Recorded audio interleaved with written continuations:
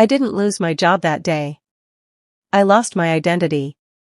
1 minute, I was the backbone of a fast-growing startup. The next minute, my email was gone. My access was gone. My name was erased, like I had never existed. All because I asked one question. This isn't a story about violence. This is a story about patience, memory, and revenge done perfectly by the law. When people talk about startups, they talk about innovation. They don't talk about sacrifice. I joined the company when it was nothing, no office, no investors, no reputation. Just a founder named Aaron Blake, a rented desk, and a promise. Help me build this, and when we make it together. I worked nights, weekends, holidays. I didn't complain. Because I believed. I designed systems, built databases, created workflows. Slowly, the company grew. Clients came in. Money followed. And my access grew with it. Admin rights. Full back-end control. System architecture in my hands. Not because I demanded it. Because no one else understood it like I did. At first, it was small. Raren started taking credit during meetings. Then he stopped inviting me to investor calls. Then he hired a manager, someone who gave orders without understanding the system. But I stayed quiet. Because I knew something he didn't. I knew where everything was. One evening, I noticed irregular data. Invoices duplicated. Payments rerouted. Logs edited. It wasn't a bug. It was intentional. So I asked. Calmly. Respectfully. Hey, some numbers don't match. Should we review this? The room went silent. Raren smiled. But his eyes changed. That night, I went to sleep like any other day. The next morning, I tried to log in. Access denied. Email, deleted. Slack, removed. Project boards, gone. I called Raren. Straight to voicemail. Then a message arrived. Your services are no longer required. Do not contact the company again. That was it. No notice.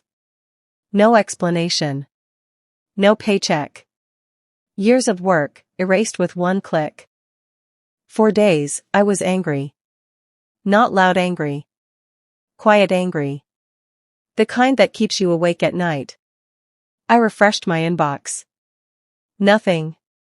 I checked LinkedIn. My projects, credited to someone else. My systems, renamed. My work, stolen.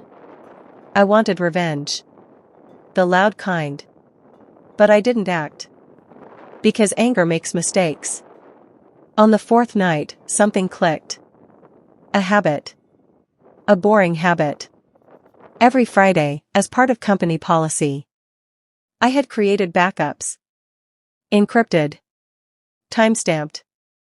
Stored legally. I had emails. Logs. Contracts. Messages. Voice notes. Proof. Not stolen. Not hacked. Mine. Because I was allowed to have them. And that's when I smiled. For the first time since I was fired. I didn't call. I didn't message. I didn't threaten. I disappeared. Meanwhile, I organized everything. Timeline. Evidence. Legal clauses violated. Wrongful termination. Data ownership breach. Investor misrepresentation. I didn't need a lawyer yet. I needed patience. Instead of suing, I sent documents to investors.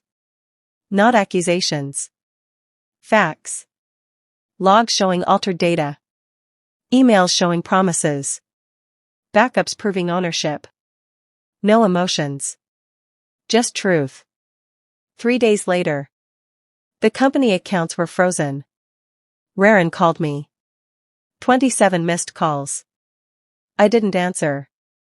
The next email came from the company lawyer. Polite. Nervous. Asking for a discussion. I replied with one sentence. All communication will be documented. Inside the company, chaos erupted. Audits started. Systems locked.